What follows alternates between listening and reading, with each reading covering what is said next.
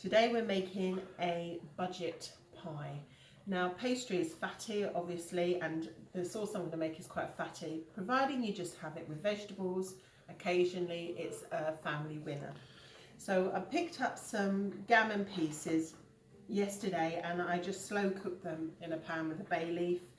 Really reasonable. I think all this came to £1, so it's a good filler. 5 potatoes, which most people have got in their house, just roughly chopped.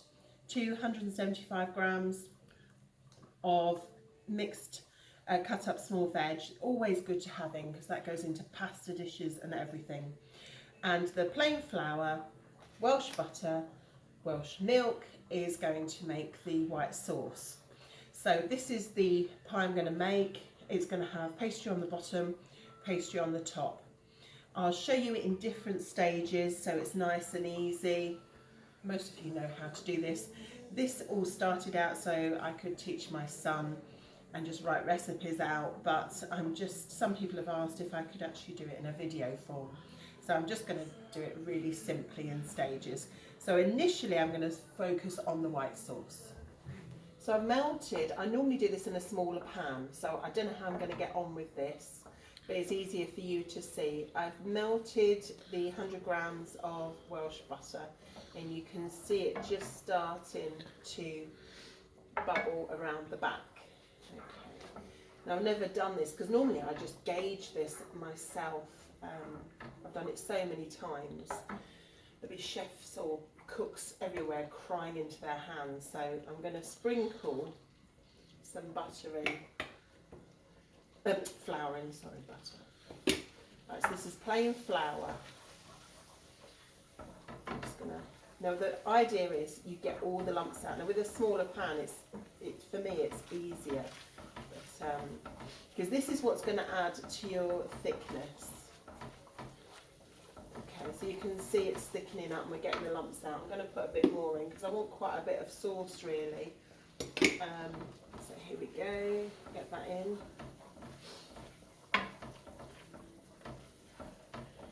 There we are. And as it heats, it thickens. So I'm just going to turn down the heat for a second. There we are. And I'm going to add some salt. Black pepper. We like quite tasty things, so as you can see, now I need a teaspoon. I forgot to get one out because I'm not very organised. Here we go. So I'm going to go put in a teaspoon of a good, actually I might put a couple in, Dijon. Don't put English mustard in. Woo. Right, so mix that in. Now you can see it's just about splitting, so I need to get some milk in. Okay, so this is just semi-skimmed local milk.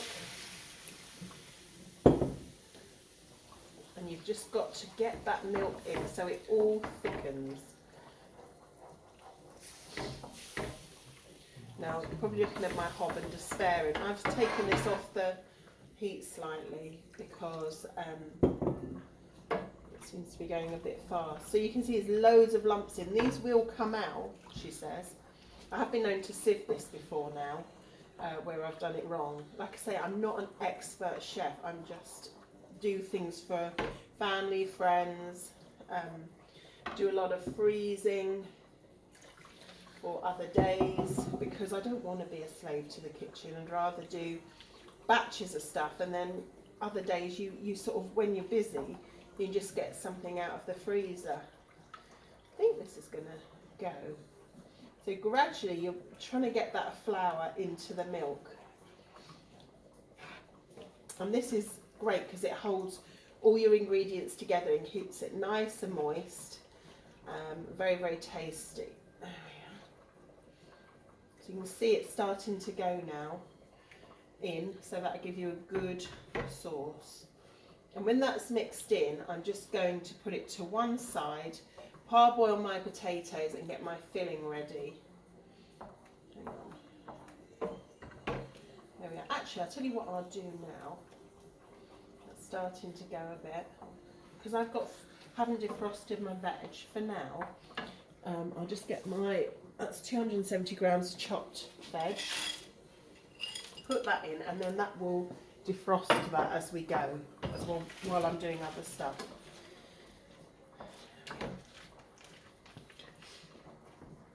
Like I say, this is cheap cooking. There's nothing, you know, most of these things people were having. This, you can do this sauce with marge. It's not the same, but if you've got it, give it a go. I normally only do it with butter. So you can see it's nice and thick and gloopy now. And that's on a very, very low heat, because if you do it too high, you'll burn the butter. So that's going to go in with, I'll put my gammon in as well. If you just pass the gammon over. So there's my bits of gammon yesterday that I got. I took a lot of the fat off it, because when you do buy packs of cheap gammon, there's always a lot of fat they bulk it out with. It's still cheaper than a joint, because that much gammon would probably cost about £3 or £4, and like I say, that was £1. Could you use cooking bacon? You could use cooking bacon, but you'd need a lot of it. But you know, because really you want the filling for a pie, so you need some bulk. I'm going to put potatoes in too. Like I say, that just gives it. So when I serve this, all we'll be having with it is some cabbage or collie or something like that. You don't have potatoes with it because it's got potatoes already in it. So there we have our filling apart from potatoes. Right, the potatoes have been parboiled. You can see the consistency. They're still a little bit firm inside. So I'm just going to mix them in. So you can see instantly it bulks out the mix, ready to go into the pie. In fact, the pie dish I've got ready might be a bit small, to be honest, but I'll judge it as we go along. Yeah. There we are. Little black bits you see in there are just bits of ground pepper. So there's, as you can see, there's plenty of ham. So everyone gets a serving, potatoes, veg, sauce. So, you know, it's not all potato. You're all getting a bit of protein, carbs, veg. And a little bit of fat in there too. There we are. Hot water pastry. I'm going to get in one mess, but I want Henry's watched me make this quite a few times. This is in a lot of the recipes that I use that involve pastry. It's a really easy recipe, but I get in a big mess. So I'm going to go for pounds and ounces because that's what I remember with this. So there's a pound of plain flour, 6 ounces of butter. Salted butter. I tend to use, where I can, local butter to support the local economy. Local eggs from a lady who delivered, because we're going through a lot of eggs, yesterday, and her farm is called Tintush. Her name's Ariane. Yes, and you can find her on Facebook, and you can pay by PayPal. So with social distancing, she drops them 6 feet away from you, and then you pick them up, and she's already had a payment, and they're gorgeous eggs. So we're using those. You need 1 for the pastry and 1 to 2 for glazing. I would say 1's probably fine. Free range, always use free range, and local, definitely local, because as we're driving around you can see the birds out in the fields, chickens grazing on all the great stuff, so never ever use anything else. So to start, I've got a very grotty non-stick saucepan. It is clean but it's battered. A cup or a mug, 1/3 of water. So you can see there's no, I can probably measure that out, but I broke our measuring jug out cleaning out our pond. How clean and hygienic is that? It's shattered.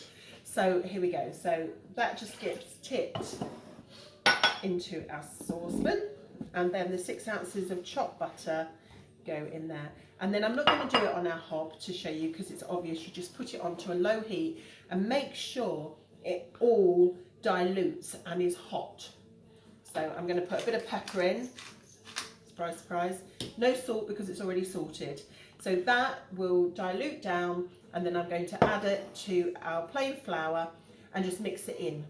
and just keep mixing, mixing, mixing, and then you're left with hot pastry. Now with hot pastry, you have to move fairly quickly, because if you don't, it tends to go stiff and very unpliable. It's very pliable, so there's quite a lot of movement that needs in it. So if you make pasties or lots of different items out of it, you can guarantee by the time you get to the last item, the last rolled out one is a bit stiff and won't do what you want it to do. You can re-roll it, add a little bit of hot water to it and reanimate it, but it's never the same. So luckily we're just doing a bottom and a top for a pie. So I'll melt this down and then get back to you. Okay, so this is the butter and water, so it's got a little bit of froth on it. That shows you that is nice and hot. So give it a go and then just pop very carefully so it doesn't splash back up at you. Get that out of the way. Wooden spoon. And you just give it a stir. In the middle of this, now I used to just put an egg yolk in, but actually I find the white just gives it a bit of elasticity. Now sometimes you have to add a bit more water, because it all depends on the make of flour. I've noticed they vary quite a bit. So don't do it yet. You need it all to go in, so you're getting all the dry off the bottom. Excuse me sniffing, I think I've got a bit of hay fever. There we go. Don't get a drip in there, G. Don't add your own hot water. Ew. Thanks, Steph. So I think this is going to be okay. There we go. You can see, get that bit off. Now it's quite hot to the touch because obviously it's been boiling, but not too hot. Just gather all the bits up. Hang on a minute. Around the edges. Now this is quite sticky pastry, so I'm going to add some plain flour. Let's move that out of the way.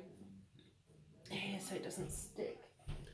Because each time you roll it out, it gathers more flour and becomes harder. So it's really good if you can get... Now I need a bit more for the bottom and a bit less for the top, because obviously you've got the depth of the bowl. Now I'll give this a go. So I'm just going to leave it like that. Okay, now this is my container. Now I'm supposed to have greased that, which I haven't yet. Do you want me to do it? Hang on 2 seconds. I'm just going to get find a tea towel. Now the pastry normally sticks anyway. Sometimes it comes out in one go, but if you've got quite a fluidy filling in, you can get a good hard bottom on the pastry, but it will always stick, so it's not going to come out in one piece. Let me just find our butter. Obviously I'm not arranged this very well. We've been filming 2 different recipes to save, mess. So I've got a bit of local butter there, and because I've not long washed this out, it's still warm, so it's melting. Go around the edges. It's all about butter. Look at this. People are going to be wringing their hands and saying, look at all this. But it's fine, you only have it now and again. Could you have stalk instead? You could, yeah. I've actually made this pastry with a margarine stalk and it's come out brilliantly. I'm using local butter. So don't worry about those wrinkles, that'll be fine. Now I need to find my rolling pin, which has disappeared. Pause it. Okay, so I'm going to flour my rolling pin. We found it. Now you can see how soft this is because it's warm. And as you do it, the wrinkles wrinkle out of it. So if you think, if you're not sure about pastry, think you've got to come up the depth and come over a bit because it shrinks when you cook. So if you just do it like that, it gives you a good idea. Now this could well go wrong when I pick it up. Because it doesn't matter how many years you do these things. Look, that's the typical hot pastry thing. Luckily, you can done it again. Okay, we forget that bit. Let's turn it. Like I say, it's not like TV programs where everything goes perfectly. This is life in a typical kitchen. Right, so to make it slightly easier, I'm going to go like this. This might work, might not. Go very gently so it finds its own way into the tin. You can see it's a little bit thin there, so you just gather it in. Very gently drop it. If you overstretch it, it will break. And you've got some bits there. Hang on. Now that's quite thin there.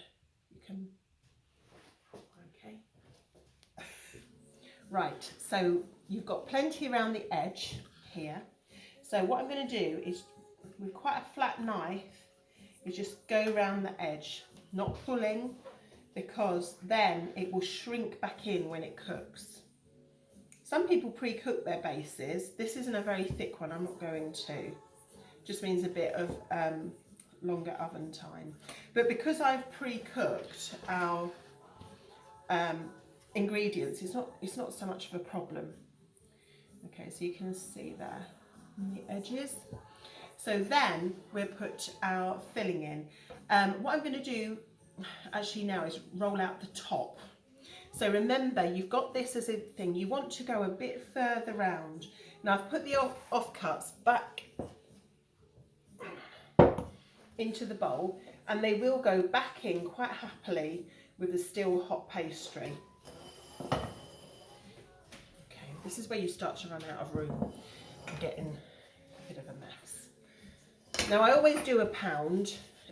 I think this pie should have been bigger, but I can't find my other tin, which is normal. We have a very disorganised, eclectic house, and we didn't even plan this. We just said, oh, let's do the pastry today, and the stove is. So no, there was no organisation into this at all. Now I always make the top a little bit thicker, because when it stretches over the filling, it sort of can break. So I'm not sure, maybe 3 mil.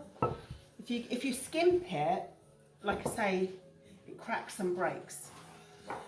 Right, just need an egg, Dove. So we need an egg, 1 egg. I'm going to put this into here. Now I use the egg like glue as well to seal the top to the bottom.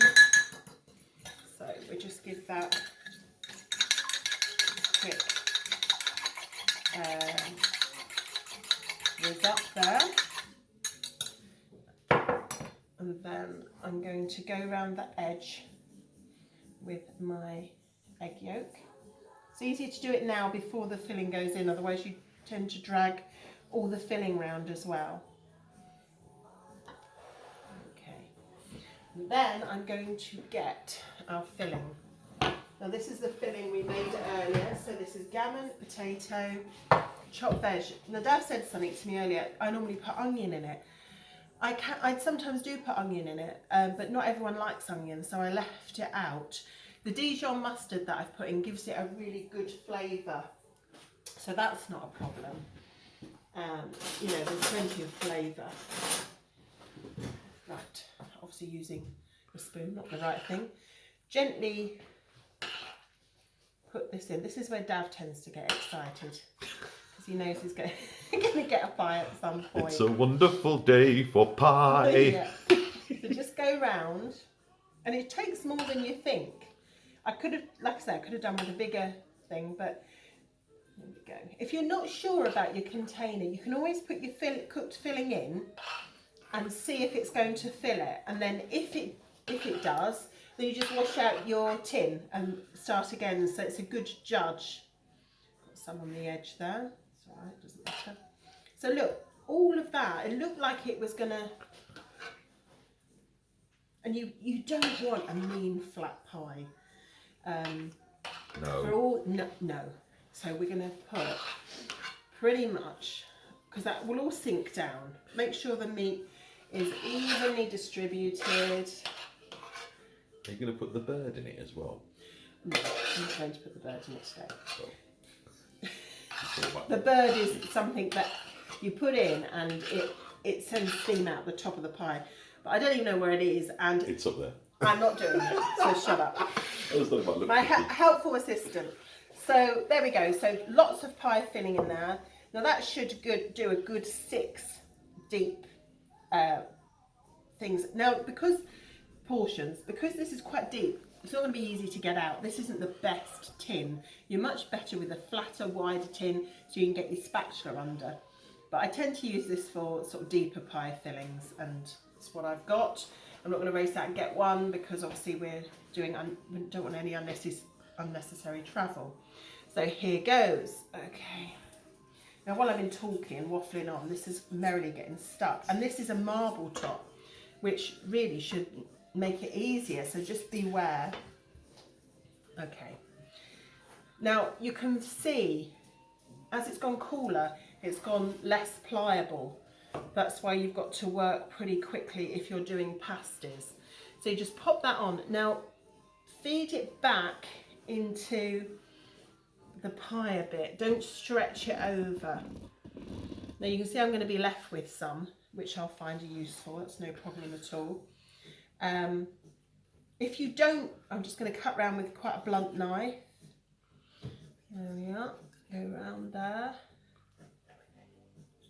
And then make 2 air holes in the top so the steam can come out. I've ripped it a bit there. Remember with home cooking, nothing, it's just good, honest food, so it doesn't matter if it's not all perfect. Now, I'm just going to go round with this same knife,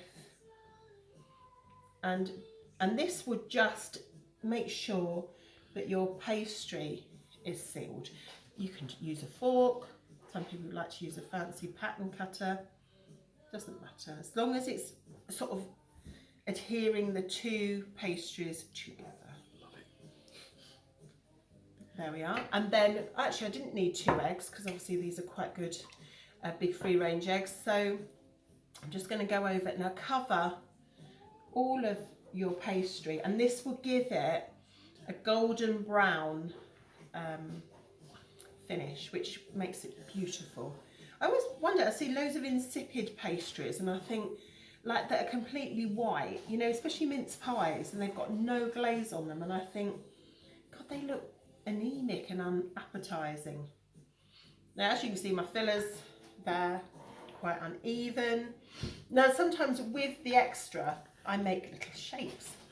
I roll out a few leaves, so I'll put that there. Devin's doing a little pie dance. Can you see the mess I'm getting in? Thankfully you can't see the pie dance. No. Yeah. God. So, and then just freehand cut some leaves, do that like that. Very easy. And then I put them, is the camera point, can you see it? Yes. Oh, that's it. If you pull the pie towards you slightly. Okay. Just makes it look pretty. And if ever you do get a split, if you use too thin a pastry, leaves and things like this are a good way of hiding splits. So there we go. Just very basic, simple leaves, and then you just give these an egg wash as well. Okay, we're not editing any of this, so you'll get all the. There we are, little bits there, and then just go over, and that would just make these brown too, and then stick. Now sometimes I do like a little curl of pastry round here, round the vent, because that's your vent there. I could do it here. It's not great if you're freezing it because sometimes it knocks off, but I'll show you if it'll work. It's completely unplanned as usual. So what I do is just go around with a little strip like that, round there. Make sure it doesn't shut the holes up. And then, so it's like a little flower. There we are. Bit of egg wash on there so it goes brown. And that's it. So that then goes into the oven. Now you can, at this point, once your fillings cool, is freeze it as it is. Obviously make sure you wrap it and label it, because we never know in our freezer if we've got savoury or sweet pies. It's always a surprise sometimes because I forget to label.